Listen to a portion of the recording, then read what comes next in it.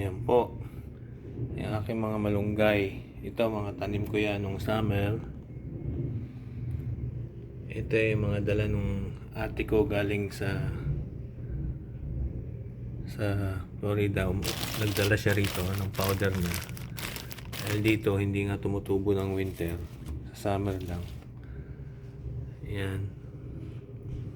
Yan lang ang gamit ko for almost 2 years sa aking mga kalapate. Ayan. Ngayon magbabago tayo sa pink mineral. Tingnan natin ang resulta. Alright. Ayan. Ganyan po tayo maglagay ng pink mineral. Yan. Sa ating barley muna. 5.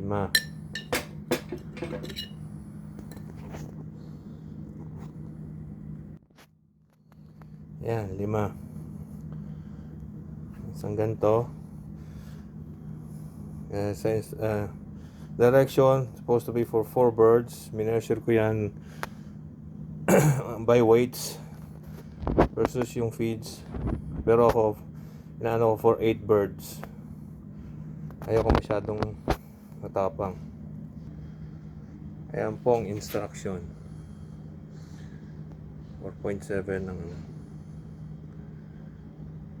yeah.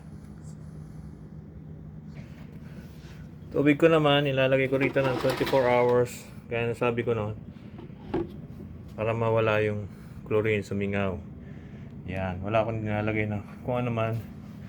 Plain water lang, walang vitamins, walang ano. Assume ko kasi meron mga vitamins na sa vitamineral. So, yeah. Yan, tapos ang binder ko po, yan lang, tubig. Tubig lang. Ayan, tapos haluin natin. Sabi ko yung mga oil na binder, ako tubig lang. Kasi tingin ko yung oil, makukuha naman nila doon sa dami ng mix ko. 14 seeds yun. 14 seeds and grain. Makukuha naman nila yung kailangan nila. Tapos vitamin minerals dito. So, yeah. Yan lang po araw-araw. Yung noon hindi ako gumagamit nito, dati malunggay lang tsaka apple cider vinegar. Doon sa mga results ko na ipinost, malunggay lang ang binibigay ko sa kanila doon. Walang kahit na anong vitamin o kung ano man, malunggay at apple cider vinegar lang. Ngayon mag-try ako nitong pink mineral. We'll see. Tingnan natin yung result. Okay, so bibigay po natin to.